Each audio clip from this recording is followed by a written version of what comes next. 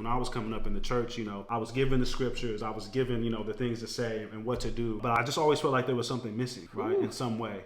We do use people to validate us. So if somebody hurt us real bad, then we need somebody to unhurt us. We need that unhurt. And we looking for that and then keep getting hurt and more hurt. Because the Lord told me, right, if people begin to speak to themselves about what is happening, it'll be over. So Nate, you know what this is really good. I mean, I think that what we do is we come together as an entity. No matter if we're separate or not, we just come together as an entity. So a individual that is bound to just to something that they're doing, right? What you're bound to is what you're bound to. What I'm bound to is what I'm bound to. So we come together as individuals, but we have a big conglomerate behind us, right? Yeah. We have that. So we move according to that, right? Because everything that we're speaking about is going to make people just be like, oh wow, I didn't know that. Yeah. Oh wow, I didn't know that. Oh wow, really? Oh wow, that makes sense. Oh wow, I don't like that. That does not make sense. Whatever people vibe is what their vibe is going to be. Yeah. So I love just talking about mental health. Yeah. I think that every part of mental health has to be talked about. You know what I mean? And then it goes into the other part is what is the mental. You know what I mean? Yeah, absolutely. Yeah. Yeah. So basically if we get to know where the mental is, this is like a foundation, right? And you being an expert with that makes it more clearer to specific individuals that need to basically feel like that. Yeah. And I always look at it as something to plug into. Yeah. And what we don't know is that we can plug in, and we can plug in on many levels and release that mental craziness that is kind of keeping us bound and not being free. Yeah, absolutely. Yeah. So what's your take on that? Well, in terms of, I think I like what you said. Like, we come together as an entity, and we have different parts of this conglomerate that we represent. And I think for me, when I think about my faith, but then also being a therapist and kind of how those two intersect, I think it's really important because one of the things that I'm passionate about is really helping people, have the experience that they need to have, like with God and with themselves too. Like, what's kind of the psychoeducation that needs to happen in order to kind of open that door to that emotional and spiritual experience. Exactly. And I think, for me, that's just really important. Absolutely. Yeah, and I really feel like, as a part of this, institution, this, being a Christian and, coming from that background, I think we all have a role to play, right? Yes. And God has, called us for a purpose and a reason. And so for me, I really feel like tying in the mental health aspect as well as the faith is just really important, because I think it's something that's missing. And that's, again, why I'm so passionate, because when I was coming up in the church, I was given the scriptures, I was given, the things to say and what to do. But I just always felt like there was something missing, right, in some way. And not that it was, not from like the Most High missing, but just something missing because we live in the world, right? And so we need tools and things like that. So for me, I just am really passionate about being able to educate, myself on an ongoing basis and my fellow believers, right? Okay, yeah. So that's just something that's really important to me. I love that. And I believe it too. I really believe it. I believe what the Lord is doing even with mental health. Because mental health is something that needs to be strictly healthy. You following me? Like mental health is all over the place. I mean, I, to be honest with you, I've heard so much about mental health. Yeah. And I heard it is basically as small as I can't wake up in the morning, or I don't know how to connect with people. I heard it all over all different kinds of people saying that they need therapy and where that lies and how that moves people. and what is actually going to release them. The whole understanding for me as well, because I am very, very passionate as well. Yeah. And I'm passionate about going into a deeper place to make people move out of the place where they are, so that they do not, because I look at mental health as a crevice. It's like a cavity. And I think like when people go into that cavity, they have no, they're looking around like, where do I do? Where do I go? How do I? And it starts to affect other parts of them. It affects their work life. It affects their home life. It affects how they socially bind themselves to people. I like what you were saying too. It's like basically to be passionate about this stuff where Christianity or faith meets the road of mental health. Right.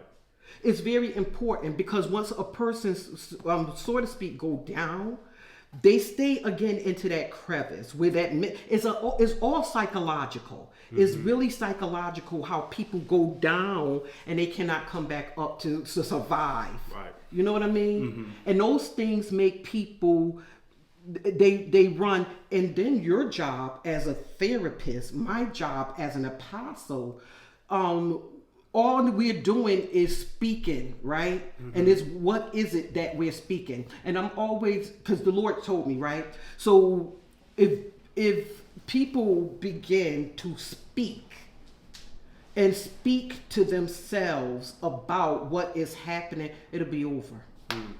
The mental health wouldn't be so wide. And then not looking so, a lot of times people look very broad. Yeah. You know, the broad scope is really taking people into this mental crevice that they cannot come out of. You know what I mean? So basically, when they go down into that portion of it, again, and then there's frazzledness. There's frazzle. But so the Lord had to heal people. He actually healed a lunatic. Okay. Jesus had to heal a lunatic, but then he made some different statements, like when he was on the mount, right? He started talking about how does it look for people to be perfect. That's, to me, I mean, I'm not where you are. I'm just understanding from where I am. People are striving to be perfect. And that imperfection knowledge that they have, the mental understanding that they have, is causing them to crush because they feel that they're not perfect. So now if I'm not perfect, I have to go to many, many standards of the world, of everybody that I'm around. And it's bound, is actually gravity that does not produce, and then you fall, right? And then once you fall, you don't again know how to get out of that, and that's where you come in. In a way, So what is your take on that then? One of the things when we talk about mental health, it's interesting because we look at it from like a negative perspective, right? And a lot of times, and so when I say, hey, tell me about your mental health, you may talk about the struggles you have with mental health, but I think that there's also a positive side, right? Because you mentioned the things that negative mental health can have, like being able to connect with others, having low sense of motivation, having it being hard to get out of bed, right? But then the positive side of that too, there's a positive element to it, right? Like good mental health is being a part of a community, being attached to something bigger than yourself, having people that you can talk to and be vulnerable and real with, right? Because I think the other thing too is, again, I think reframing, when we talk about mental health, that we just have to look at it from like a deficit perspective. But there's also, what does good mental health look like? And I like to start with that, right? Because it presupposes that your mental health is good, right? Because I think one of the things that gets, that can kind of create shame and make it hard for people to talk about how they're doing is this kind of the approach to mental health that like there's something wrong with you, and then you're in it by yourself, So there's always things that, there's the things that people say, but then there's also the things that they don't say. And I think that's where some of the, it can get a little tricky, right? And what I mean by that is, you know, if, you know, somebody's struggling with their mental health and, you know, the tone is that there's something wrong with you, why can't you get it together? That's only going to push them further into that cavity that you mentioned. Right. And I would say for me, how do we create spaces where people can really talk openly about the struggles that they're having, right? Yeah. Because, you know, like, where does grief play into this, right? Where does sadness play in? Where does happiness, where does joy play in, right? And again, I think being able to understand that just because it might be hard for you to get out in the morning, that doesn't mean your mental health is bad, right? But you could have experienced something that it makes good reason why you would feel that way, right? So, for example, I do a lot of work with grief with people, right? So if you lose a loved one, well, so when we talk about grief, when you lose a loved one, you know, there's kind of this thing of like, we got to get over it and we got to move on, right? But a lot of times grief can linger for people and everybody's different, right? So I think if you have experienced a loss, it would make sense that it's hard for you to get out of bed in the morning, right? Now, if it's prolonged and, you know, it's getting out of hand, like, that's another conversation to have, right? But the other thing too is, you know, when you think about like what makes people feel whole and feel connected, like, there's a period of time where maybe they didn't feel whole or connected. They didn't have their needs met. So one of the elements of grief is those times where I didn't get my needs met, and I was without love, right? And that's what, you know, we try to help people understand that there's somebody who loves you and cares for you and wants to see you happy and winning and thriving. That's right. But when you've lived however long without that, it can bring up a lot for folks where they're just now getting it. Does that make sense? That makes a lot of sense. And so that's where it's kind of like, those are the tricky things where I would like to see us be more aware of, like, how to have those conversations, right?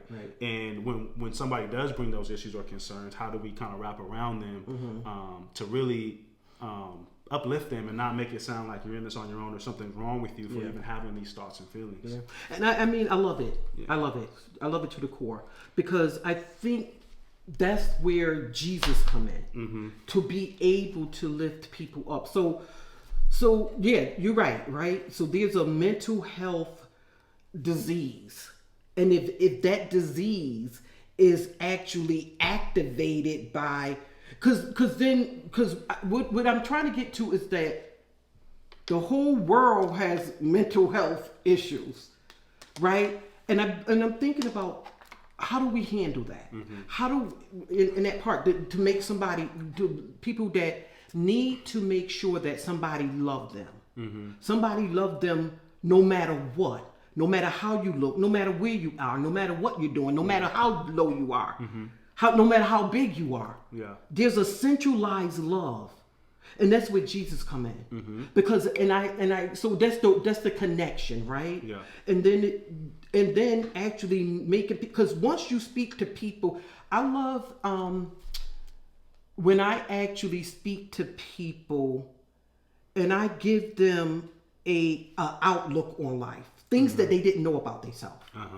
Things that they didn't, and my family is coming against me, or I can't, at my job is messed up. I can't work there no longer. You know, I get you. Right? But what about you? Because somebody need you. No matter what is going on, and I love to hit that measurement. I love to go there. Somebody need you. And I always like to tell people too, when it comes down to mental health, it is what is in your mindset. And I don't shoot people down, right? Because I know already right off rip, that's not going to help. But what I do is make people think about how valuable they really are. They are, and that's the thing, right? Because again, and this is that perfect thing of people not believing that they are already. I tell you the truth. People do not believe that they're already perfect. You hear everybody saying, I'm not perfect. Nobody's perfect. That's not true. That's not true. You are perfect. How about that?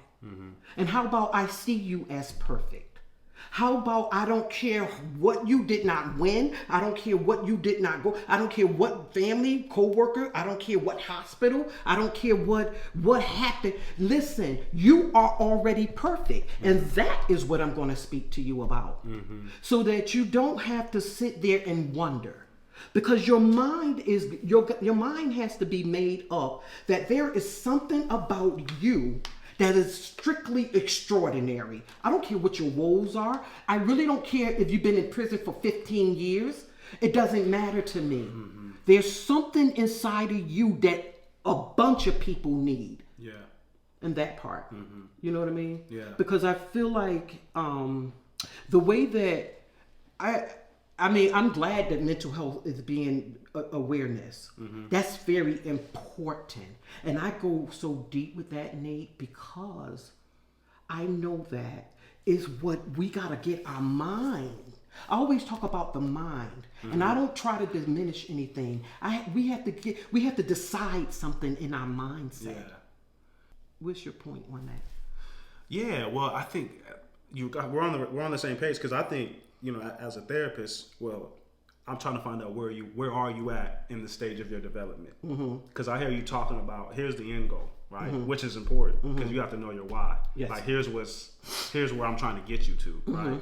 And so I think that's an important conversation. But the other part too is like, let's unpack your mindset and your process. Trying to ask them questions. Tell me about your childhood. How was that like? What were some of the experiences you had, right? And then being able to connect through those to kind of get an idea of where are you. Yeah. And let me meet you where you're at. And let me walk alongside you. Yeah. Right? Because you're an apostle, right? Yes. And so you've been doing this for years. And so you've seen everything. Right? There's not much somebody can tell you, right, that you haven't heard before. And I think that's, the other element of that too is like, where's this person at in their journey, and then how do I meet them where they are, knowing that I have the end goal in mind, or an end goal in mind, and being like collaborative with that, right? And I think that's something that I try to do as a therapist, but also just as a member of the church, right? It's like, come as you are, right? And even if you are having negative thoughts, or doing things maybe that are not helping you but hurting you, well, help me understand, what does that behavior serve for you, right? What do you get out of that? Because the reality is, a question I like to ask is, how does this behavior serve you? Yeah. How does this mindset serve you? Exactly. Because as a therapist, I know that we are hardwired to seek pleasure or pain, right? And so in order to avoid pain, we'll go into pleasure. And then that can be problematic, because too much of anything is not a good thing. And so again, I ask them like, well, how does this behavior serve you? How does your anger serve you? How does your, and they'll say, it doesn't. It only hurts me. I was like, it serves you in some way. It sounds like it's protecting you. Yeah. Right? Especially as men, we go to anger because that's how we take control back. Right? And so I try to get people to kind of see, like, how does the behavior serve them? And this is without judgment. Right? This is trying to take a objective sort of approach. And then start to kind of get them to see, like, oh, this is kind of, have you seen it this, have you looked at it this way, and try to reframe things, right? Which I hear you saying, that's what I try to do with people. But then I feel like it's an art, right? It's tricky, because when you're trying to, help a person, it can be difficult, right? Especially does this person want, like, where are they at even wanting help? That part. Right. And I think here's the other thing too, because what are the payoffs for your current behavior? And are you really wanting to change? And either way, I'm okay. Me, right? Sitting with you. That's right. Right? That's right. And I think that's interesting too, because, well, let's talk about the payoffs for the current behavior.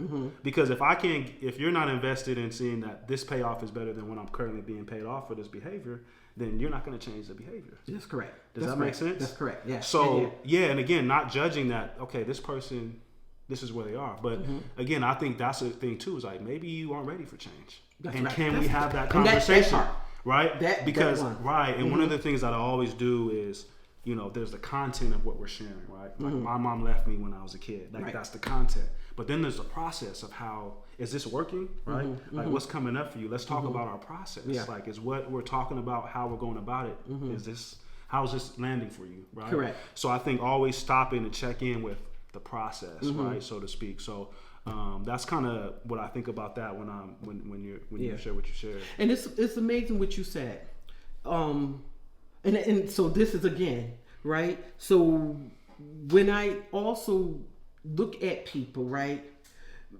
So in my in my office, in what I've done and where I've been, right? I can actually pick up. Like, so basically, so if a person is talking to me about something, I'll say something like, so how's your mom doing?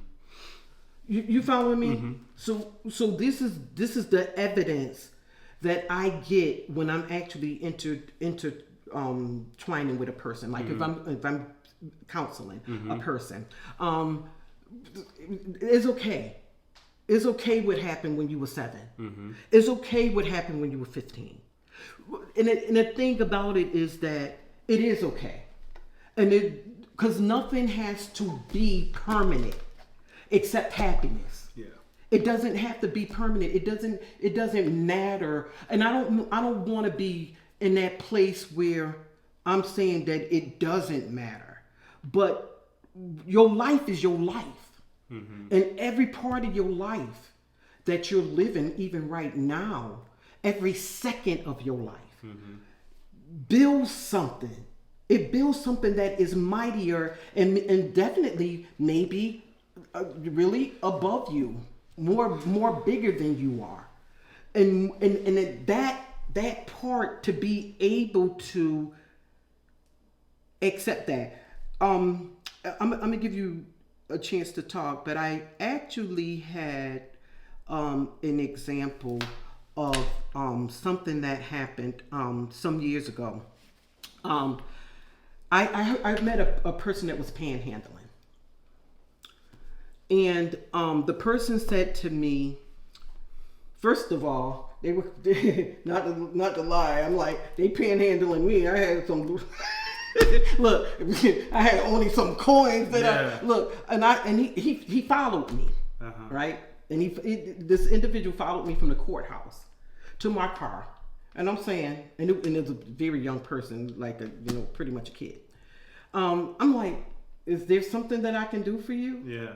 And he begins to say, well, yeah, I need some money because I don't have anything. I need some money. I said, okay, well, let me tell you something. I have some change in my car. You can have that. The moment that I stood out of my car, this kid begins to tell me, yeah, because my mother never da-da-da-da-da, my father never da-da-da-da-da, so I'm panhandling, right? And I begin to tell this person, well, guess what? You met the right person today, right? Yeah. Because I'm going to tell you right now that Jesus loved you so much that he let all of these people that was coming through this courthouse, coming out, it was a ton of people, right? And he let you meet me. And I said, this is not something. This is what Jesus is bringing up. This is what he's doing. He's making people understand, I'm here. I'm here. Why? Because the world is trying to tiptoe around the fact that he's here and making it something else. And this is why I speak to people. So at the end of the day, of that individual, what happened, Nate? That guy, he said, well, how do I understand that? How do I understand it? I said, you can be saved right now. He said, for real? I said, yes, right now. And I gave him the salvation. Yeah. And he was saved, and he had tears in his eyes. And guess what? He went and walked away, never did get the money. Never, ever. I never gave him. That's powerful. Yeah. I never gave him the money. Yeah. And those points, and I know everything is not like that. I know it's not. But I'm trying to say that we do have to meet that road. We do have to come to Jesus. We can't, there is really no, I tell you the truth. No, I mean, I know it for myself. I knew when I was struggling with mental health, and the time when I was struggling with it, I tell you the truth. Guess what the Lord did with me? He did not even make me know that I had a doctor and everything, and the doctor was trying to tell me this is what you need to do. He never said no word. He never said, you got Angela, you got anxiety. Angela, you're depressed. He never gave me any prescription for any medication. What he did do is say, I have somebody that you need to speak to, and he kept trying to make me speak to an individual, right? Every time I would go to this individual, something would happen. One time they had me standing outside their office for like an hour. And one other time they thought they got it mixed up. They had my appointment mixed up. They weren't there, right? So the next time I went back to the doctor, all these things happening. This is what I told my doctor. I said, I don't know what is going on, but I can't meet that person that you're trying to make me meet. But what I am going to do, from now on, I'm just going to keep praying. This is the response from my doctor. Angela, that is the best thing that you could ever do. That's the best thing you can do. There is nothing greater that can fix anything for you than talking to Jesus. So really, and so this is why I'm so glad about your actions. I'm so excited about what you're doing. I'm so glad that you are a man of faith that is dealing with it from a crossroads of faith in what it is. Faith in what it is. Because this is the difference maker. You know, this is the difference maker that somebody, whoever, and I'm really believing that right now, all around, that people are going to understand. And I know there's many faiths. I know that many people don't want to walk the road of Jesus. They don't even want to know about what Jesus is talking about. But Jesus is the one that wants to know what they're talking about. You following me? Yeah. Because he's the one who goes in and he sits. He sits for hours and days and months and years and years and years. He sits. And so he brings that comfort. He brings that knowledge. He brings that love. And that's it, right? The love is what is missing. Yeah, that's an excellent point. It's funny because like what you did for that person came up and wanted money, you gave him love. Right? And God used you. Jesus used you. And it's funny because, you know, he thought he was after some money, but he was after something much greater. And he left and, you know. But I think when I think about Jesus and who he was, that it's you know, I always, you know, that WWJD, what would Jesus do? I really try my best to embody that. And I know you do. And knowing that I'm not perfect and I'm gonna fall short because I'm gonna get in my own feelings, I'm gonna get my own stuff. But I love what you said because Jesus will sit with you, and be still, right? And I think that's the thing when you're trying to bring somebody to have an encounter, which is what I strive to do as a therapist. I want you to have an encounter and an experience. And the way that happens is not through words. You know, I might be able to give you a scripture. I might be able to say, you know, this, that, and the third, but it's to lead you to an encounter and experience with something and someone greater than yourself. That's my goal with every session. Right. And I think we do that by just showing up with love. And in the therapy world and we call it unconditional positive regard. That's just unconditional love. Yes. That no matter what you say, what you share, I'm going to show you unconditional positive regard. Right? And that is why I think that empathy, that being able to sit with you and do that with you is what opens people up to really share where they really are. Because again, when I really try to think, if somebody were to be in the presence of Jesus, what would that feel like? Right? And I do my best to try to replicate that. Exactly. Right? For as long as I can. Come on. And a lot of times, you know, when you think about that, wisdom's already in there. And how do we kind of tap into that wisdom? And again, and if somebody is... Like what you mean by the wisdom is already there? I think there's a knowing that like a lot of people have that, you know, I'm supposed to be connected to something greater than myself. Right? And we get disconnected from that. And that's why you see people turning to drugs, to addiction, to sex, to whatever it may be, because now that's what they're using to numb that hole and that void. But there's only one thing that can fill that void, right? And so that's kind of what I'm sharing. And so it's kind of getting people to kind of move through those layers of trauma, of oppression, of depression, whatever it may be, to kind of get them back to the center of who they are and whose they are. Right? And so those are the things I try to sit with people to work through and help have that experience on their own, right? And sort of be that intermediary, for lack of a better word. Right? And so that's what really resonated, what you shared of like, Jesus will sit with you. I think about like, you know, the conversation he had with his disciples, right? They weren't all doing right. Sure wasn't. But he never judged them, right? Like he held them he accountable. told them, look, y'all don't even believe. Yeah, but he was like, you know, and the way that he maneuvered through that was just masterful, right? Yeah. Where even though you're not doing right, I'm not going to push you away or judge you or condemn you, right? But I think what's happening is a lot of people are feeling condemned, right? And that's the tricky part. And that's why I try to search myself always. Because, but you know what? I'm going to tell you something about that. And I get what you're saying. Because let me tell you something. I love that. And I love that segue. You know why? Because even that is mental health. Well, what do you tell me? Because I want to make sure. What's mental health? The fact that people are feeling condemned. Mm-hmm. Yeah. So me, myself, right? I've been through that. Mm-hmm. And I think I've been even released from it over and over again. Yeah. But this is why the mentality of already believing that you're perfect. Not in a place where you're going to be high-minded or going crazy with this stuff, but actually believing that you're perfect. I had to understand that all of my faults, all of my wrongs, and I have plenty.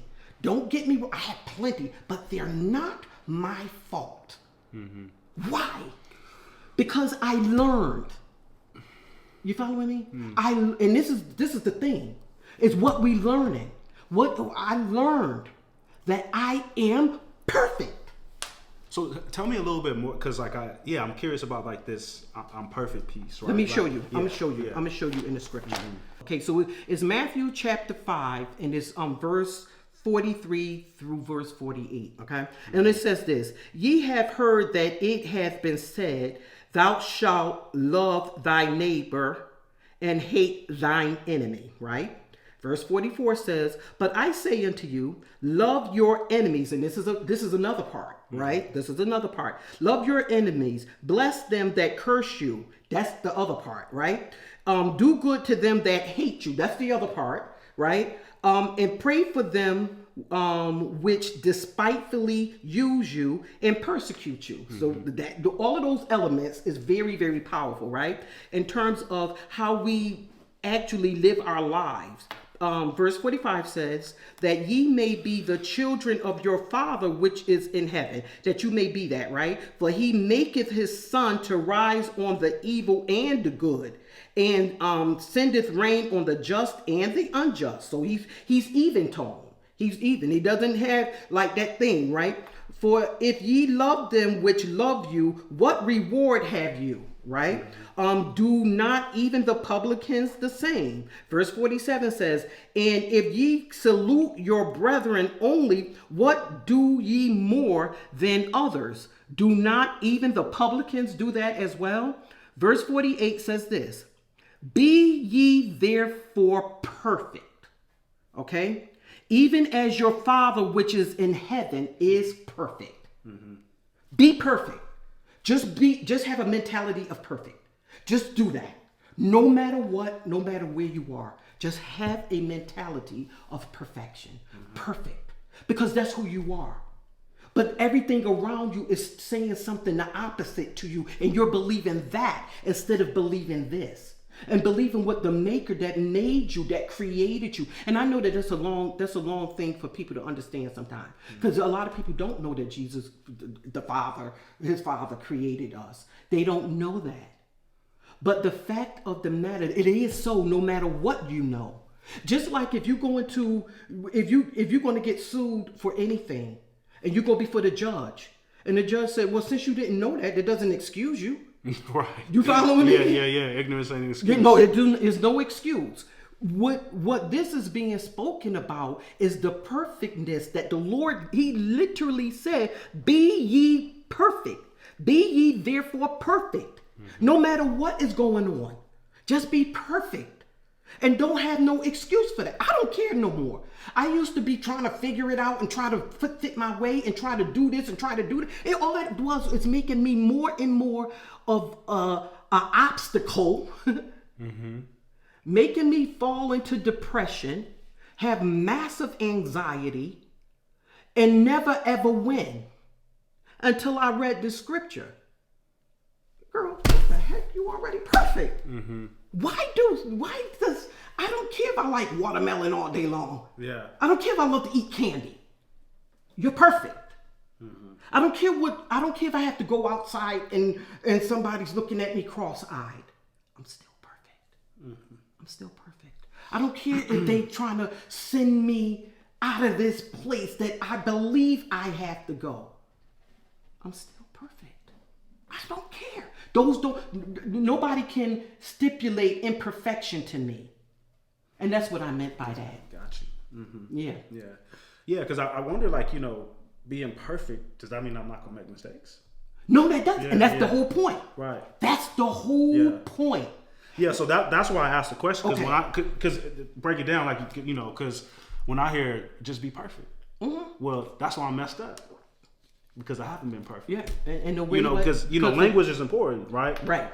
So I like how you unpack that. But I think a lot of times, like, that's the thing. Like, when we make mistakes, real mistakes or not, we rack our own selves with shame and fear. That's and correct. And doubt. Right there. And that's what I'm saying. Like, so you're providing education. That's what you're doing with what you just broke down. But that's what I'm saying. And so maybe, it's about, sitting down and studying the word. Of course it is, right? But it's kind of like, if you don't know it, right? Right, exactly. Because when you say be ye perfect, I'm like, dang, I wasn't perfect yesterday. And again, like human nature, we make mistakes and we just beat ourselves up. That's correct. So, and that's the condemning. Yeah, That's why I brought into that. Okay, that's why I said I love the segue. Yeah. Because that's the condemning.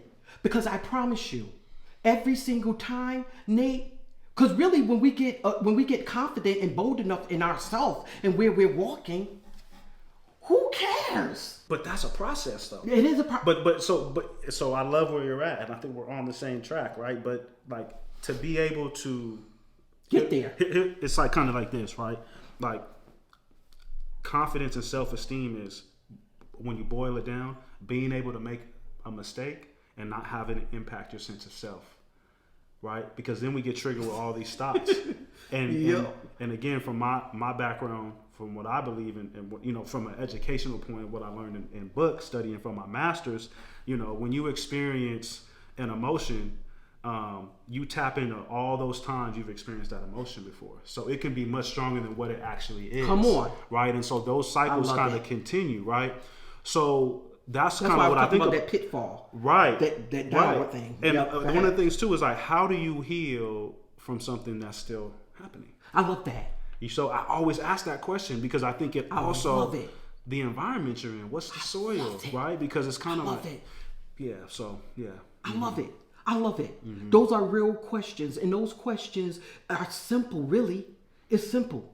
How do I deal with what has been going on already? Yeah, and might still be happening. Still happening, right? And it is. And I'm gonna answer that, and then I'm gonna go back to the other thing, okay? About how we self-condemn.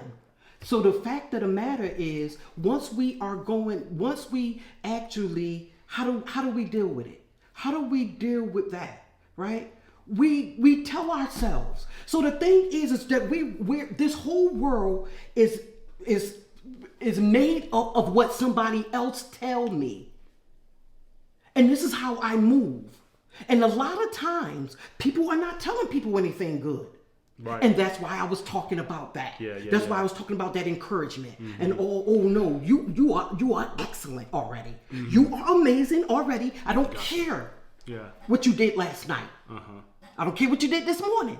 You're still perfect already, right? Encouraging, right? Because a lot of times, and when we start encouraging people, depending on how deep they are, they're gonna reject our encouragement. Right. Right. Yeah. Right? You can't even take it in. Come on. It's foreign. That right there. Right. That right there.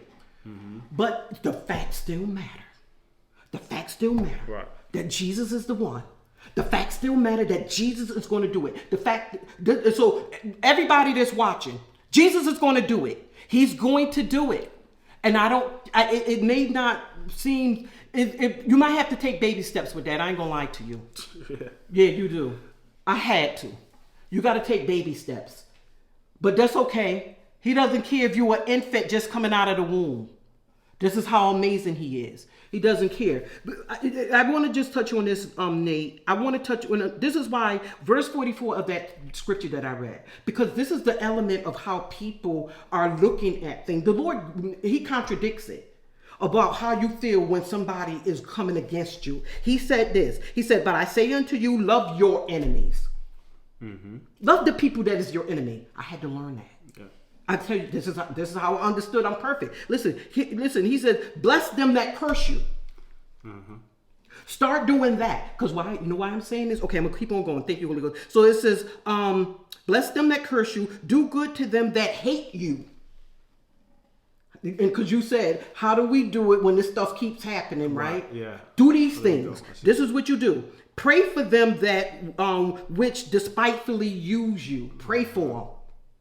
So what I'm trying to say that when there is a person that is dealing with, and I don't downplay mental health, and you're right about it. Yeah. It could be healthy mental health. Uh-huh. You can be the healthiest mental health person that there is that walked the face of the earth. I believe that I am because I learned things. I learned to when people are coming against me. Well, when there's an enemy of mine, I start loving on them.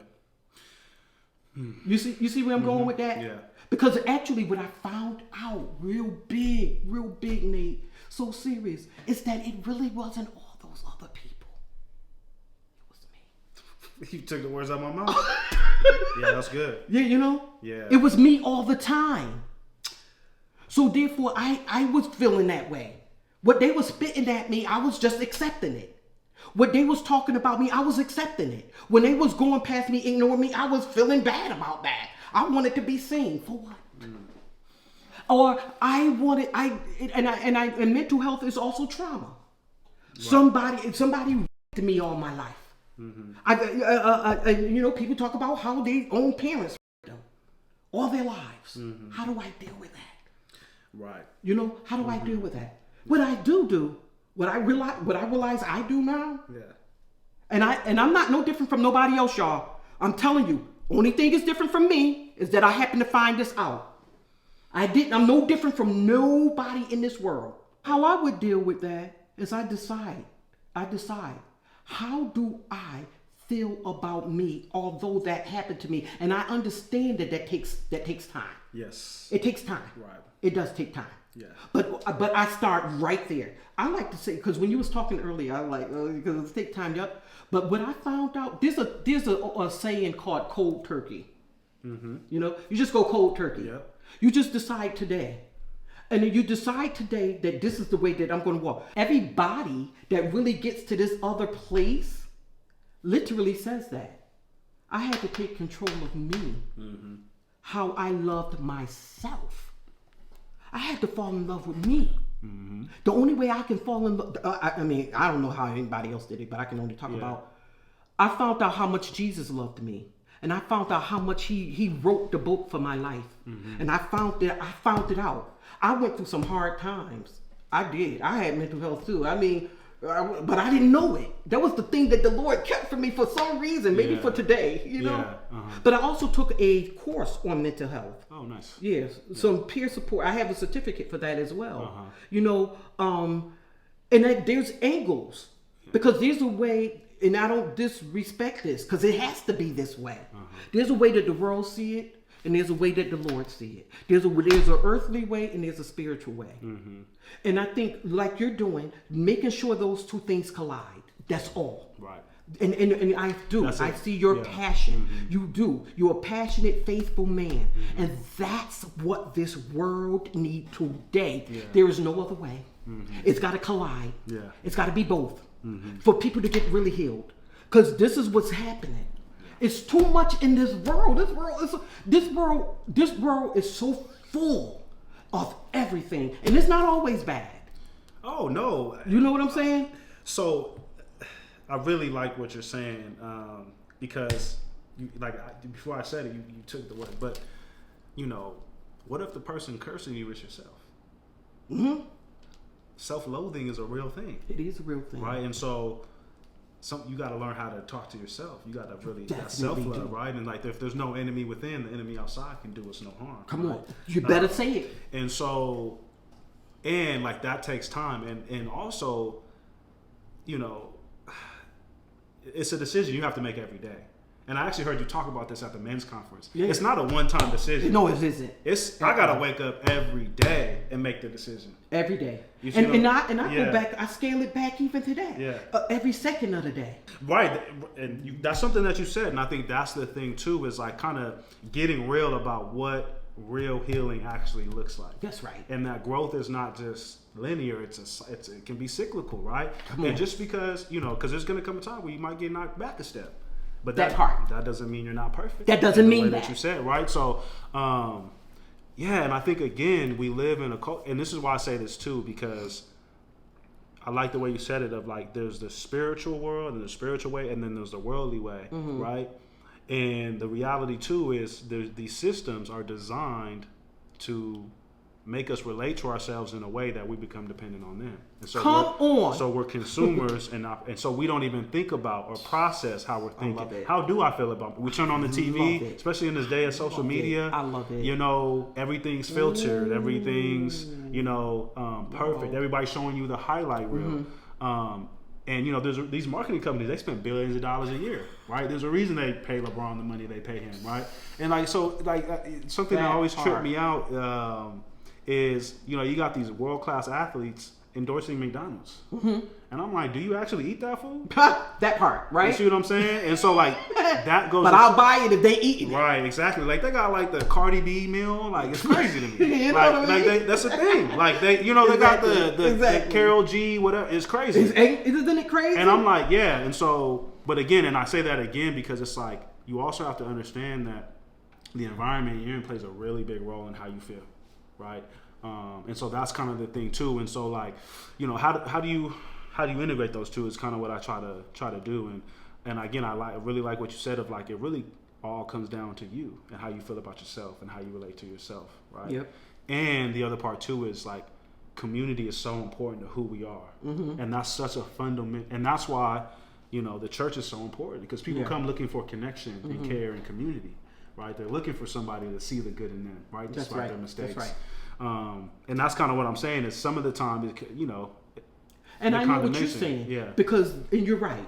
But this is why that narrative is changing, Nate. This is why we're changing that narrative. It's not because that's what Jesus was about. But Jesus got on them too, because there comes a time when you are, and if you, it's kind of hard to understand, but. If you are walking in a specific way, come on, y'all, we got to be accountable to that which we're walking in. Yeah. I cannot sit up here and just because my father molested me all my life to come and start molesting you. Absolutely not. You see what I'm saying? But is that cycle real? That cycle is something that you decided to do, and I don't care what it is. We have to be real about this. I decided that this is what I'm going to do. If the Lord leaves it up to me, I'm going to tear down every wall of it. Every single wall. I promise you I will. I will tear it down. And the way that I'm going to tear it down is I'm going to go to everybody that I know. And in spite of what you're doing, Jesus still is there. He still loves you. I don't care. Yeah, you do. And you made a point, right? You said, well, if I'm perfect, does that mean I don't? No, it does not mean that. It does not mean that you won't do any wrong. I do wrong every single day of the week. But guess what? Because I'm so believing on what Jesus said about me, or he made me start believe. He made me so, as he sowed into me, he made me sow into him and then sow into myself. That now I believe so much of what he said about me that I tell you the truth. I don't care what nobody said. Right. Look, I am perfect. Yeah. Oh, no, you ain't, lady. No, you ain't. That's what you saying. Yeah. I am perfect because he told me to be perfect. If he made a commandment to me about be perfect because his Father which is in heaven is perfect, my Father is his Father, and I'm perfect. So therefore I decide. Listen, look, I said the wrong thing to my grandchild 2 days ago. Oh God, thank you. I said the wrong thing. Okay, I just simply go back to my grandchild and say, listen, baby, I'm so sorry. Grandma didn't mean that. Grandma made a mistake. Being perfect in Jesus' way, and this is the clear understanding. Being perfect in the world, you got to be perfect and not even being perfect in Jesus is just who you are. That part, your mistakes become perfect in Him because He already erased them. And He already gives you the understanding that you still have to walk in this world about the things that make you cry, the things that make you grieve, the things that make you hurt, the things that the stuff that people did to me, Nate, I tell you the truth. I tell you the truth. And every time they did them, before I understood who I was in the Lord, every time they did it, I felt horrible. Because that made me feel like I was less. Why in the world do I need to feel less? I don't care. And even sometimes when we get famous, fame freaks us out. Why should it? Why should fame freak us out? Just be who we are. I don't care. I don't care if you, well, I figure, and that's another thing, right? Because if you're famous, you better not be, especially if you have endorsements, you better not. You were talking about LeBron, he better not start smoking weed or being on, and having all of, and we don't even understand that is more of a stipulation on our life than the fact that we're perfect with Jesus Christ. You following me? Because again, the way that we look at ourselves, that's what meets the eye. I don't care who we are. The way that I look at myself is what meets the eye. It doesn't mean, and I don't care whether somebody is an apostle, a preacher, a teacher. It doesn't matter for me. It's who do I say that I am from the way that the Lord has made me understand who am. I got to tongue sometimes. It's all good. Yeah, no. You know what I'm saying? Who did the Lord make me? Who did He make me? And that's what we have to bear down in. Yeah. But the other thing is, people can't get to the Lord. So here, because what you just said, I gotta bear down on me and who God called me to be, right? And then when you get to that place, that's when you can, because when you know who you are, you also know who you're not. That's correct. Right? Because people are doing things because they're trying to show you who you're not, and we forget who we are. And I think that's where, as a counselor and a therapist, that's where I come in. That's correct. That's correct. Who are you before all of these things happen to you? Right? Like, what's the earliest memory you have, like, before you experience this trauma, right? And that's just, sometimes it happens to us so early that we can't even remember who we were. Because that's the thing, too, the way that trauma impacts our brain, we can check out. That's correct. And so, literally, we can forget, right? And so, I think that's kind of where I come in, is like, who are you? Yeah. And I hope, and I pray that even after this podcast, that more therapists will do what you're doing. Yeah. I really pray that, because enough is enough of people going even around the mulberry bush when they can literally see that somebody is really more than what they even saying about themselves. And that's the thing too, is like, yes, like you mentioned, like the accountability piece too, because it's like, well, getting clear on your values and who you are. So here's your values. Is this behavior in alignment with that, or is it out of alignment? And then you wonder why you feel bad about yourself. Right. So, I love you enough to share with you, what you, to mirror back what you said, but also, like, there is a level of accountability. There is. Because what I hear too is like, oh, therapy doesn't work.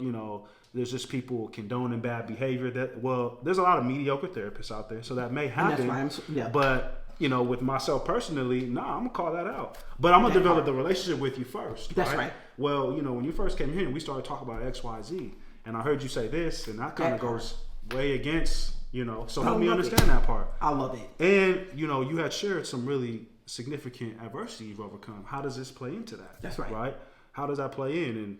And so I think it's like not assuming that because the messed up part too is like when you have been traumatized, or when you've been a victim of, abuse or whatever it may be, we sort of lose agency. And that's what trauma does, right? It kind of takes away our ability to respond.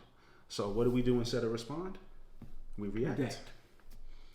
Becomes some action. And so being reactive, in some ways we don't have control over that, right? And so how do we gain some of that control back? How do we give you some of that agency back that was taken from you? Mm-hmm. Because the other thing too is like, unfortunately we live in a world where people have been victimized, right? And I'm not somebody that, I don't do victim mentality. Like especially as men, like, but at the end of the day, people have been victimized, right? Yes. And I think like honoring that piece of it, like mourning that piece, like being able to share the grief that, sometimes I'm okay, sometimes I'm not. That's right. Right? Because some days can be better than others, right? And I think that's the thing too. But it's kind of being able to know yourself of like, okay, my triggers are certain, that tender spot, that soft spot, that cross that I have to carry, that we all have to carry, like that's kind of getting triggered a little bit. And so then how do I... And I love that. I love it. Because guess what? Everybody has one. Right. So therefore,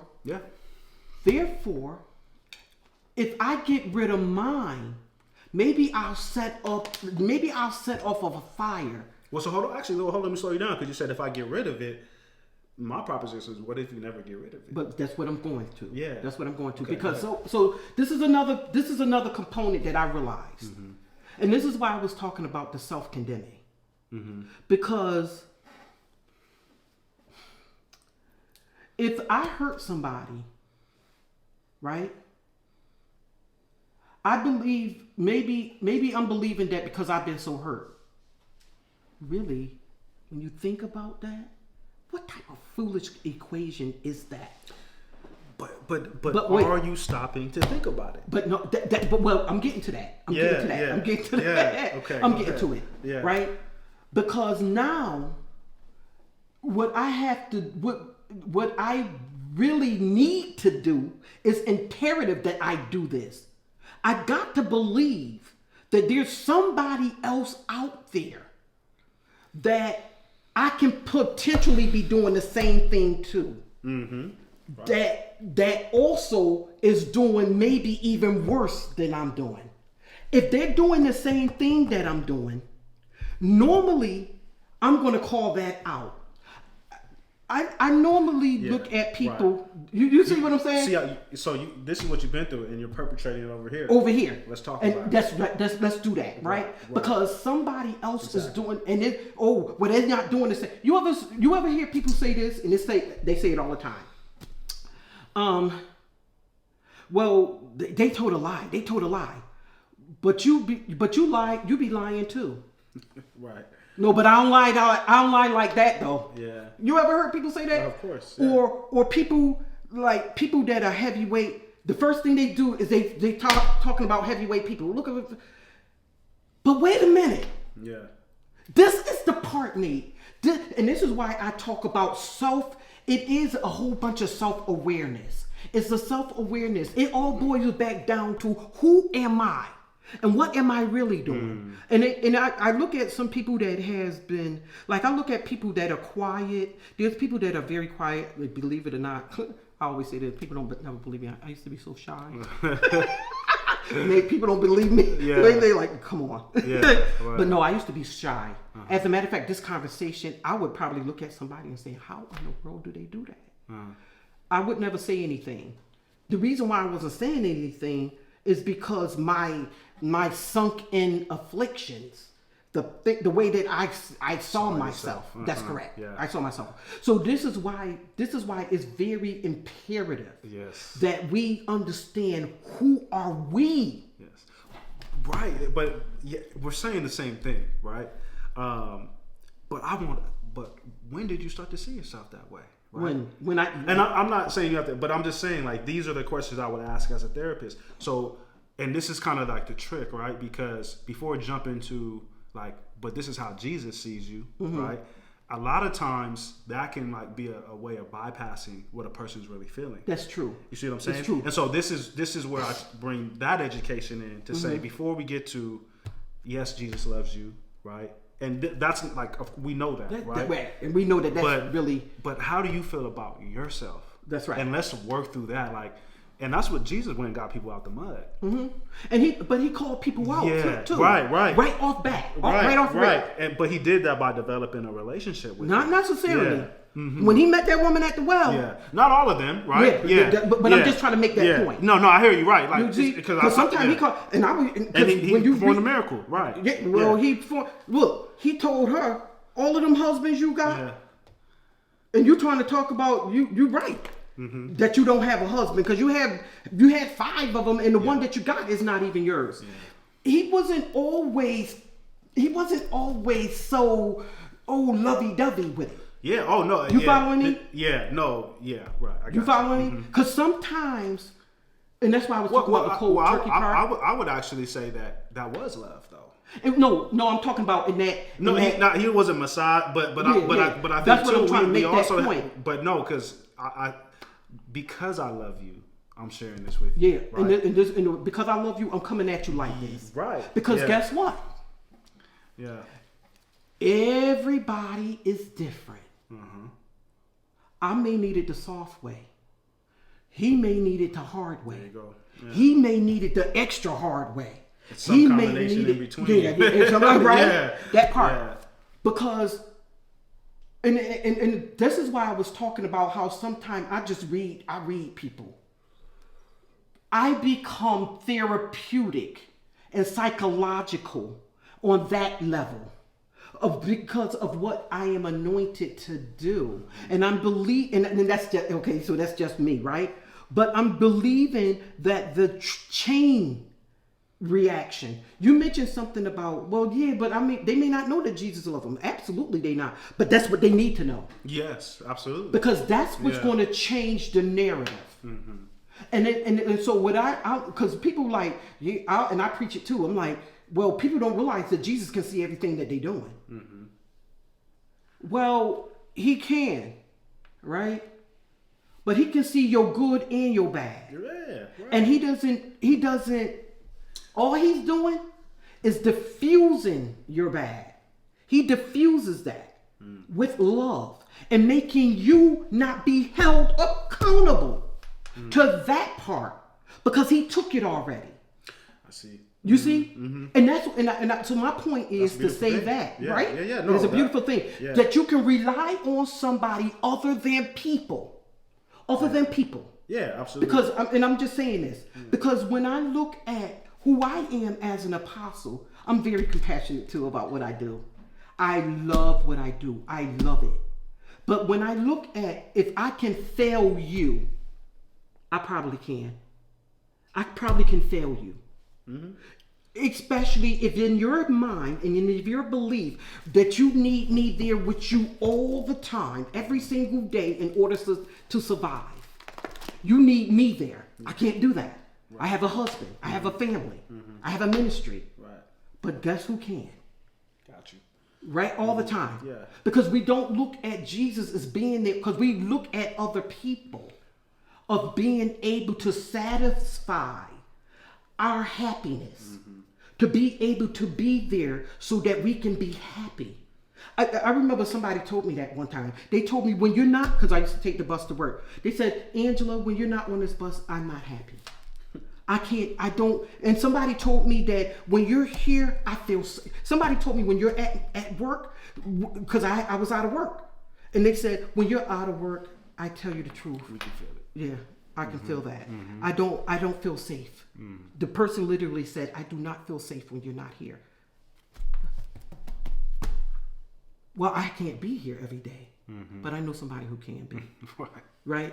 And I think that's the conversation that people don't know. Yeah. And whether they love it or not, it's not up to me. It's not up to me whether they love that, but it's up to me to let them know that. Mm-hmm. And let them know that first and foremost. Because then you can look beyond people. And another thing that we do use people to validate us. And that's the part. Yeah. So if somebody hurt us real bad, then we need somebody to unhurt us. Mm-hmm. We need that unhurt. Yeah. And we looking for that always, and then keep getting hurt and more hurt. Mm-hmm. Because there's nobody available to do that for us. And even if it is, it's temporary. Yeah.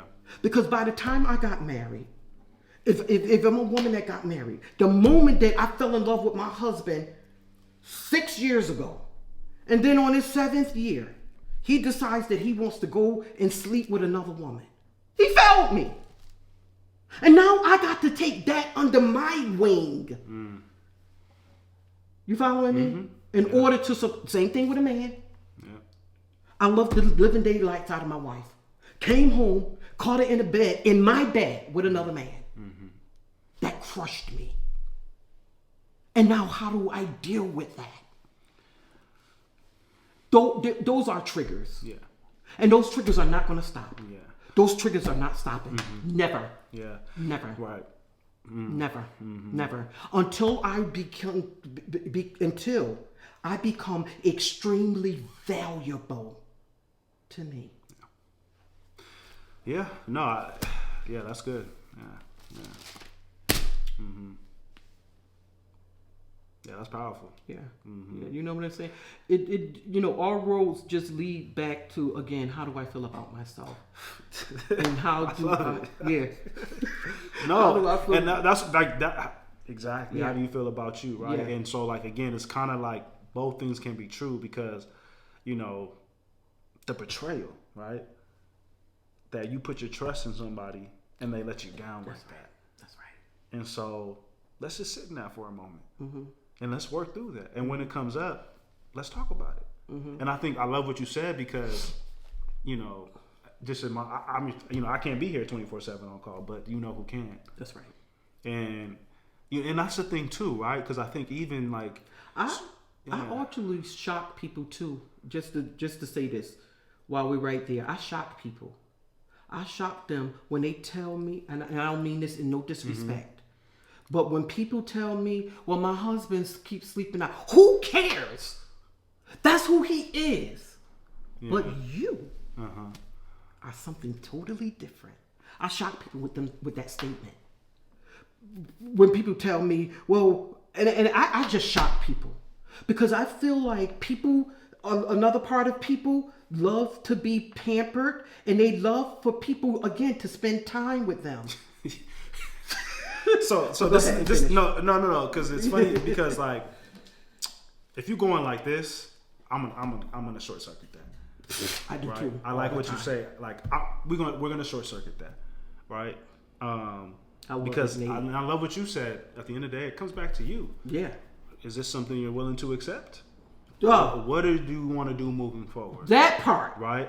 And both of those are mixed in. Let's talk about how it's making you feel. But if I notice you're doing this, I'm gonna call that out. That's right. Hey, we talked about this. We've been talking about this for 3 or 4 weeks. I love it. I love it. Yeah, and that is an important part, right? And how you do that is, you have to be tactful, right? But that's kind of the thing too, where again, you have to short circuit that, right? Because it's okay to have struggles and to go through things. But and that's what I'm saying too, right? It's like when we talk about when we talk about mental health, that doesn't mean I don't experience challenges, right? That's correct. And this is something that my own therapist gave me, right? Is it's not about never feeling sad or never feeling pain or having those. It's does it take more to get you to that place? Like, do you have a greater capacity to deal with things so that you don't get triggered to that level? That's correct. And then how quickly do you get back on the path, capacity, right? Because when you shared, the betrayals of a partner cheating on the other partner, that's a tragic thing. That is. And if you are so prayed up, if you've done your work and the way you feel about you is locked in, you're going to be able to move through that with grace. Yes, you are. That's not to say I'm not going to cry. Not to say none of that. None of that. I feel like swinging on somebody. None of that, right? But I might feel like that. I'm able to move forward and still function. That part. Right. So I think that's kind of the piece of mental health that I try to help people understand. And doing a lot of work of, there's feeling good, but then there's functioning well. Right? And sometimes those two things are not always the same. That's correct. But again, if you stay ready, you ain't got to get ready, right? And so that's kind of the approach that I take as well, right? Is that if you can figure that piece out, that's kind of how quickly can you bounce back. Right. And even that too is sometimes tricky, because is there pressure for you to bounce back quickly? You see what I'm saying? Like, again, I think just kind of saying, like, given what you've experienced, it makes sense you would wake up in the morning not wanting to get out of bed, you know? But not to say that is something you want to see continue, right? But that's something that I could totally understand. Yeah. That. And I'm here with you in your pain. I think, you know, in the Bible it says there's a time to laugh, a time to cry, a time to mourn. That's right. There's time and place for all of that. And as a therapist, and I think we just need more of this, like, brother to brother, sister to sister. That's right. Of, I will sit with you in whatever you're feeling. That part. And I've had this come up for me, because I'll laugh with you, but I'll also cry with you. That's right. Absolutely. And I wonder sometimes, like, who will cry with me? Who are the friends that I can call and say, man, I'm torn up, you know? Yep. Because my own stuff comes up. You know, I was homeless. I was neglected. All kinds of abuse. All kinds of, you know, disdain. And just thrown out with the trash. That's right. And there are times where that comes up for me. And so as well as I've built myself up, as much as I've been able to be successful on a material level and even spiritual level, you know, there are times where that sad little boy comes up.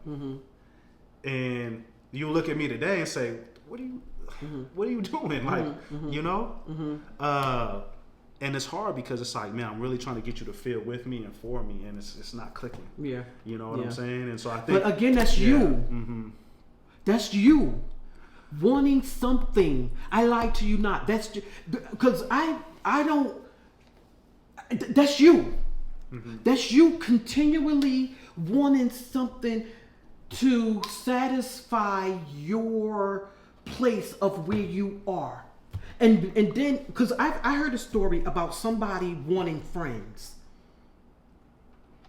Well, even in the Bible, Jesus said, you are no longer my servants. Now I call you friend. Why? Because we got such a doggone connection with him. Like, we could just talk about anything, Jesus. Listen, Jesus, I tell you the truth. I looked at another man, and my husband was in the bed. What's wrong with me, Lord? That part. Because, again, no matter how you look at it, when people used to get mad at me when I used to say this. This is one of the things, because I grew up like this. This is the only reason why I used to say it. I used to be like, I don't need friends. Because I have so many brothers and sisters. I come from a very large family. Those are my friends. People used to be, well, you got to understand that friends are different from and I used to say it over and over again. These are the people that are closest to me, right? Don't get me wrong. I'm not mad if I have friends. I'm just saying that I don't need them. Yeah, right. Right? Yeah. Don't get me wrong. And I'm not hawking on nobody else that need them. What I am saying is that I realized that the more that I need you, I'm losing a piece of myself. What the heck? The more that I need you, I'll never have to say, honey, I need you. He's always there. He's my husband. I don't need to need people. That's the problem. That's the problem with mental health. Is that we keep trying to we keep needing it, but won't go to the need that is already served. He said, I will supply all your needs. You following me? And again, this is only us having a conversation, Nate, because we know that the world is not even doing this, right? So, right. And this is because that's the thing, right? Is a part of, being in the world is we do need community, right? We do. And it's not either or, right? Now, Jesus is, the end all be all, and at the same time, community and how we relate to others is such a big part of our well-being. And so I use this to illustrate the point all the time with clients. When you're a child, connection is more important than food itself. Were you aware of that? No. So what I mean is, if you have two children and you just come in and give a child food and you don't hug them, you don't love them, you don't show them care, and you have another kid who you don't give food but you show them the love, the kid who was shown the love and the connection and the care is going to live longer. Yeah. And it's going to be healthier. Of course. And so I think that tells you that connection to others and community is more important than food itself. Yeah, but don't get me wrong. I'm talking about how you look at connection and community. Okay. Are you looking for connection and community as your saving grace? Okay. So then we're saying the same thing, right? Exactly. But right, because so maybe this is what I hear you saying, and now that you've put that piece in, is even if you're not there as a friend, I know I have this other place I can go to. That part. Got you. That part. Because really, but see, really that's the conversation we're having, because now, okay, I know I can go here, and that's amazing and good. But dang, I'm in a circle of people, and I feel, I feel disconnected. You see what I'm saying? So it's kind of, So it is. But the thing is just because we have not made up our mind. We have not gotten a decision about who, again, we are or whose we are. We have not made that decision. And the thing is that it beats the living the heck out of us. And I tell you the truth, it doesn't matter for me.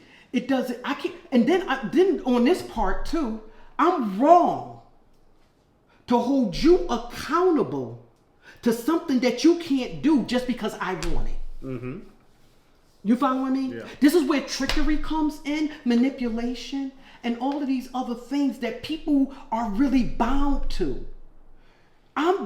So I was having a conversation with somebody, and they said they hate the phrase "I'm just a man." Well, why?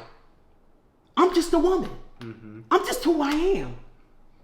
Either you accept me or you don't. Either we can roll together or we can't. I have no woes about being in a friendship with somebody and then they no longer a friend. I had those things, but now I don't. I'm free. And this is the whole point that I'm making. Are you free or are you bound? Mm-hmm. Are you free or are you in some type of prison? I'm not mad at you either way. Yeah. Either way, I'm not mad. But I just look at myself because I've been there. I am set free. Because the Son has done that for me. Yeah. Set me free. So I don't have to be accountable, but I won't hold nobody else accountable either. Like in a sense where I'm not going to try to make you be something that you cannot be. Right. We was just having this conversation as our team. Yeah. Right? I came to the realization of that.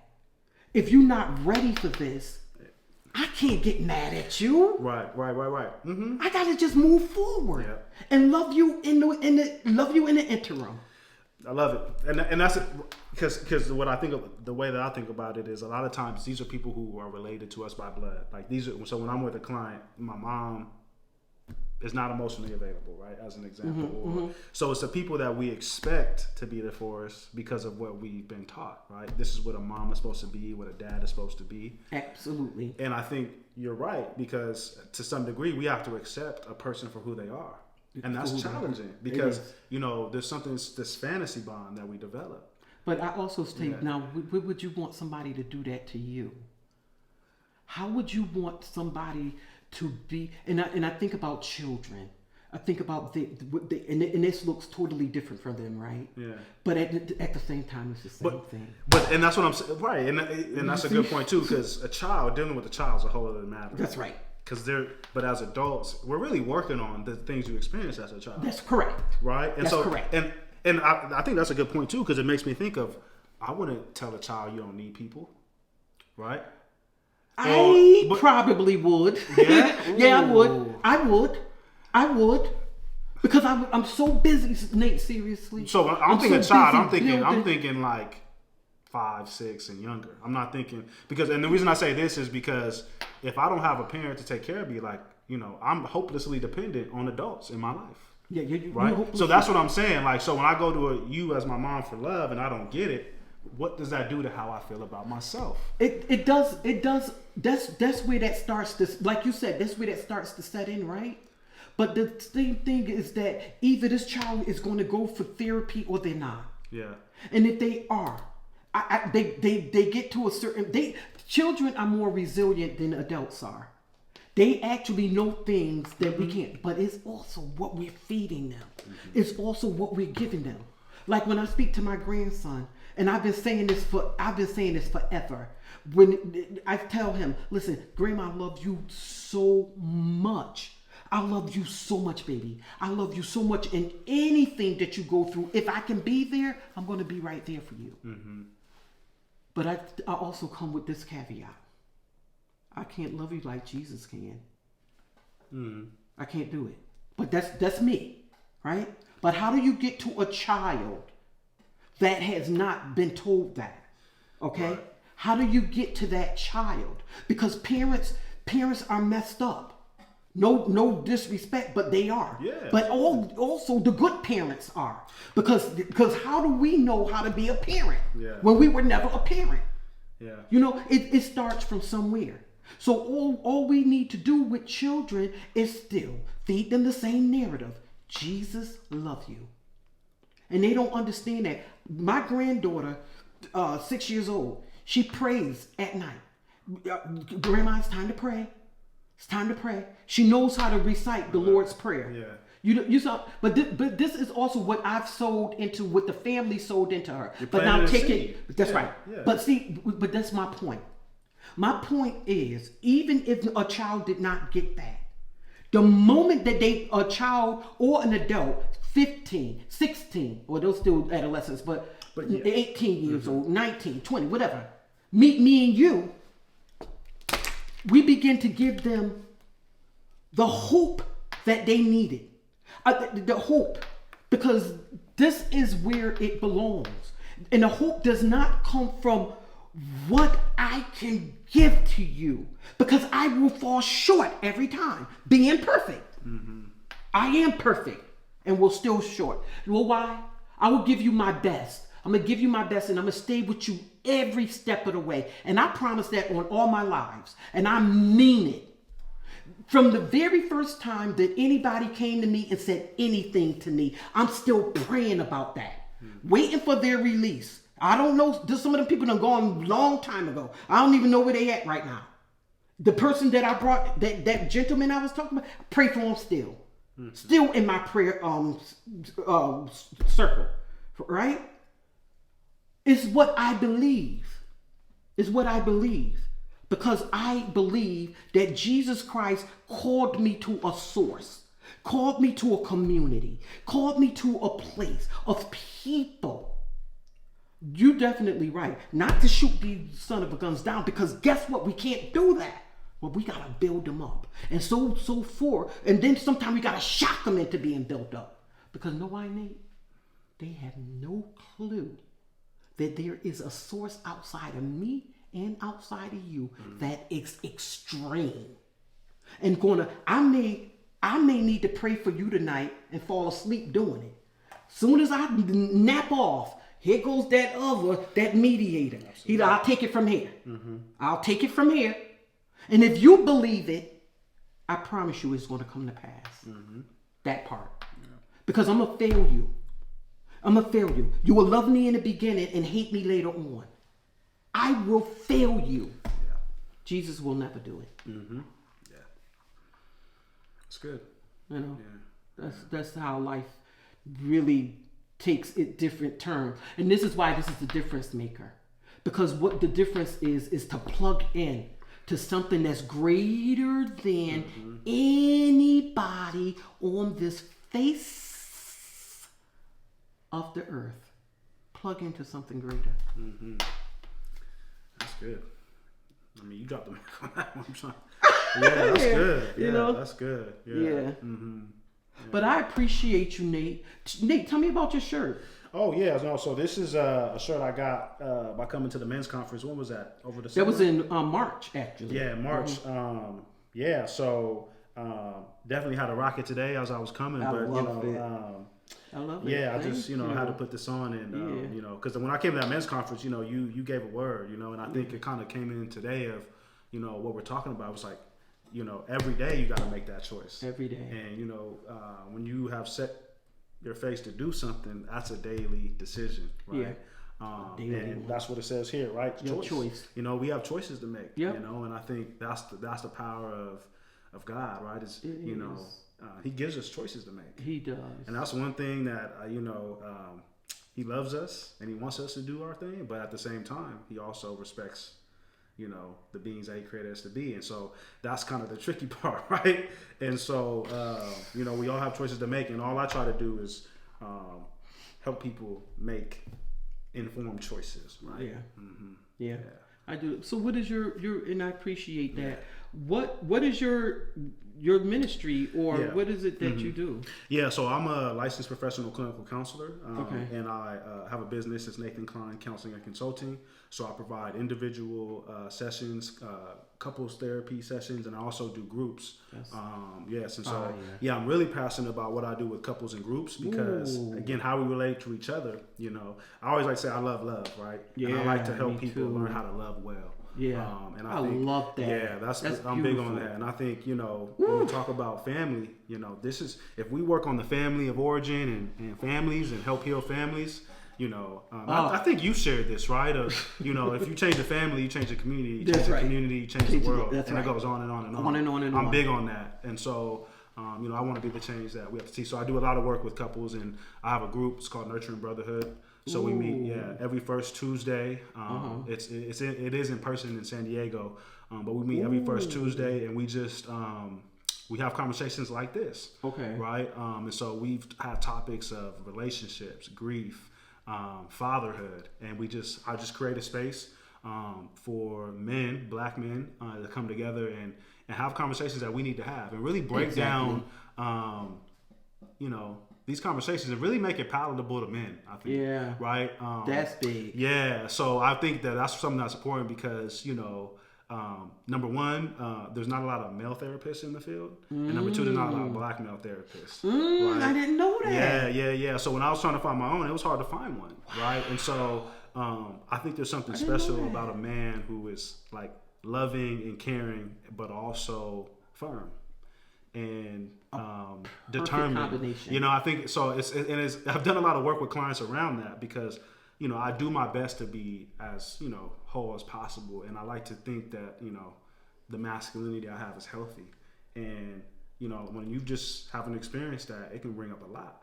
So I use that a lot in my work with clients. And I just think I take pride in being a man. I think it's a duty. It's an honor, really. Go ahead, Nate. So I take a lot of pride in it. Yeah. So that right there. Yeah, and I really just pride myself on being a good brother.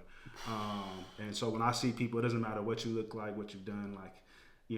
I think the world will be better with good brothers in it. That's right. I try to be a good brother, and I try to help build good brothers. Yeah. And so I'm big on brotherhood. That's awesome. Yeah. That's awesome. And it's so amazing too, because I do feel your heart, your compassion about what you do. Yeah, I appreciate it. It's so unique. I'm not going to lie to you. I appreciate that. It may appear that it's happening all over the place, but it is not. It is very unique what you just spoke. Yeah. It seems extremely unique. It's something that definitely need to be part of every discussion today. Yeah. Especially what the man bring, and not to downplay that. Yeah. There's a strength that a man has that a woman simply does not have,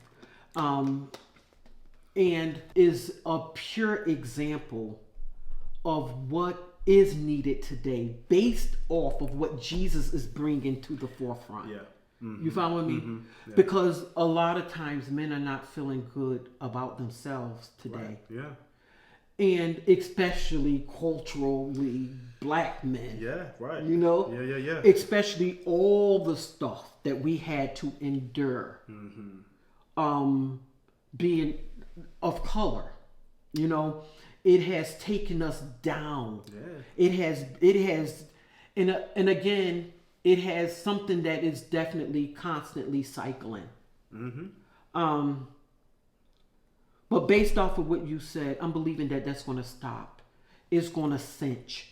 It's going to make sure. It's going to stop the generational curse of that happening, just by being empowered, but also being a man that is easily very passionate about making sure another man get to where they are. Absolutely. Yeah. So and I appreciate you saying that, and that's my thing, right? That's what God has called me to do. Absolutely. I think knowing that brings me a lot of peace. So I know even when things are rocky, I know that there's a plan. And I really try to get people to to find that for themselves too. Yeah, you I know, love it. yeah, and it's interesting because when I was growing up, I always had hope. And it wasn't because of what was going on around me. I can tell you that much. Right. It was the but opposite. I just always right. there was like that still small voice. Yeah, yeah. And I just I've been so blessed that God has sent somebody at just the right moment that I needed them. And they didn't stay, but he sent them anyway. And that was God kind of pointing me. Don't go that way. Keep. So. I feel it in my soul every morning. I love that. There's a purpose here. So, I really love the work that I do, and it's kind of funny how I fell into it. But here we are. Yeah. Because it's funny how that works, right? It's like you have your plan and God has another, right? And so, but God's plan is so much greater than my own. And so that's one thing I've had to kind of work on too, right? Of like trusting God's plan over my own. That's right. And that's a daily battle for me. Because I like to feel like I know what's going on, but it don't work that way. Look, I be telling people, like they be thinking like I be like they like you know a lot, a lot. I said but I don't know everything. Right, yeah. I don't know everything. Right. I only know what I know, and and what I do know, I feel like it is a lot because I know what I used to know a little. Well, that's the thing too but I do know what I know. Right, you do know what you know. I do know what I know. That make no mistake about it. And you are not going to, And that's the thing too is like there are people who try to get you to shake you, because what? Yeah, that's just the reality, and so but I'm gonna stand in my truth. That happens. Yeah. Right. But this is why we have to be there to empower people. Right. To make sure that they do not. But then again, thank you, Holy Ghost. He said, but that's your trigger. That's what you triggered by. I love that. Yeah. That's real. So yeah. So, but at the same time, understanding just what you said, right? We just been sent out into the field. That's it. We've been sent out into the field. Hey, not me, but he. Right? That's right. Not me, but he. I'm just a vessel. That's all. That's all I am. And you can hold me accountable to that, because I promise you, I'm going to live up to it to the best of my ability. Absolutely. Without shaking. Without shaking. But I had to learn that too. So I know how long it takes to get still, that when you said bless your enemies, I'm still working on that. That part. And this is and I love it, right? I love it. Yeah. Because we have to learn that. Yeah. Just because it says it in the word doesn't mean we have to get to it. And that's my point. Yeah. Is to keep on reading it, keep going through it, so that you can believe something that the world simply does not know. Yeah. And that's the point. That's good. So I really appreciate you. So you guys, you were live Thank with. you for having me. I appreciate it. Of course. Yeah. What? Nate, are you kidding me? Yeah. Thank you for saying yes. You have no idea what this means. Yeah. Well, this is crazy for me. Yeah. Well, that's what I want to say too is, I really believe in what you're doing. Thank you. Truly. I really appreciate that. And so that's why I'm here. That's why I came all this way. Yeah. Because whatever I can to promote what you're doing, like I'm here, and I hope you can see that. What? Yeah. So because when I don't know why I'm coming here, but I knew I needed it. I knew I needed to come here, and I think I got the answers now. I knew that I needed to be here, and it's about being obedient. So I really, really believe in what you're doing, Apostle. Seriously. Oh my God. So if there's anything I can do, to help. I believe in what you are doing. I believe, and I love when people are sold out. So y'all listen. So we met Nate at our men's conference. That was back in March of this year. Time's flying. Time's flying, right? Yeah, because that's the part, right? Yeah. Because it took 6 months for us to have this podcast, and we had said that we were going to do it ever since that time period. But what I adore about this man of God, this man said, I'm going to do it. He did. Nate, I'll tell you, if you have no idea how people keep saying they're going to do something and don't do it. This man is consistent as I don't know what. We had all different type of schedules, y'all. We couldn't get it right for nothing, right? We've been trying to do this ever since I think about May. May or something. I think the beginning of summer. And we couldn't get it together. But he kept on going. How do you do that? Well, I think it's funny because I like to be as exceptional as I can as well. And I think the reality is being exceptional is simple, but it's not easy. Right. And what I know is when my mom raised me, you keep your word. Your word is your bond. And I think that's what, God. if you just do what you say you do, you'll separate yourself from 90% of people. It's that simple. This is what I'm talking about. Yeah. And I be telling everybody. Yeah. I said it is very exceptional. Yeah, I appreciate that. It is different. I don't know what. So many people are not doing that. Yeah. And people be making, and then you're real with it, but then you tell the truth. Yeah. And that's the big, how did that combination make itself to be something? Yeah. I'm the same way. Yeah. If I say that I'm going to do it, I may not be able to, I may have to say I'm going to do it next month, but it might turn. If I say I'm going to do it, I'm going to do it. Yeah. But it's different. Yeah.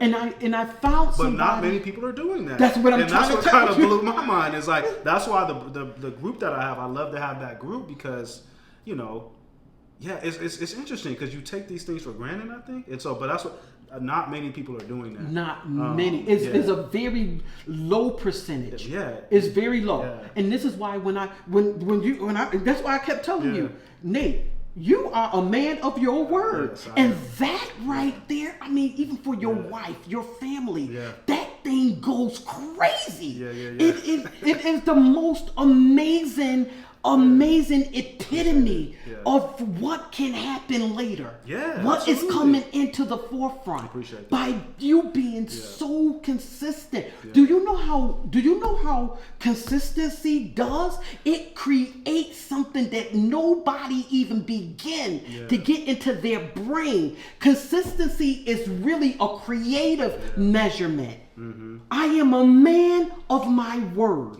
You can count. That's it. Your trillions. And that goes when both you get ways. your trillions, Yeah. come on now. Okay. That goes both ways. Don't leave me no. Yeah, no. Yeah, because it's funny because it does go both ways. If I say I'm gonna do something, you can take that to the bank. That right there. Yeah, and so, but that lets people know who aren't with the program too. Like that's the other part too is I'm good for it. You know what I'm saying? So I don't pride mess myself with me on right that. now because I'm trying to behave. No, please. So that's crazy. Yeah. And I love what you said too, and I think that's one thing that that I know too is like you have to every day because the moment you stop could be the moment you just that's right. And when you have those breakthroughs, it's not any one particular moment. It's a combination of things. What? It's showing up to therapy. It's showing up to church. It's coming to things like this. Right. And I think that's what to bring it back to the conference. That conference was really. I didn't know. I just know God was telling me go to that conference, and you had shared at that conference that it's a day in and day out thing. You don't just do it one time and that's it. You don't just do it in bursts. It's every day. Every day, and that's why people lose scope and they lose hope. Right. But the Lord is also speaking to me about if we don't do it every single day, right? Then we, in our mind, we're failing, right? But so the thing is that we keep our mind, how do you say it, massaged. Yeah. Doing that every second of the day keeps you, and people think that they can't do it. And who's gonna think about goodness I don't care. Go back to the seconds. I don't know what you have to do. But for me, I just go zero in every second. And then if I fall off, I actually wonder. I know where I fell off at. Yeah. But it takes time to get to that though. Right? And so that's what I want to say too. Is like the part of keeping your word is don't say something you can't do. That part. And that's what I'm saying. If you haven't prayed for 30 minutes every day, like don't say I'm gonna pray for start with 5 minutes, start with 3 minutes, 2 minutes. Start with 30 seconds. Come on. But I've made this promise to myself, so I can do 30 seconds. Mm-hmm. And that's honestly how I did it. Mm-hmm. I started with I'm just gonna do for 30 seconds. That's it. And if I can't do 30 seconds, then we have another conversation. That's right.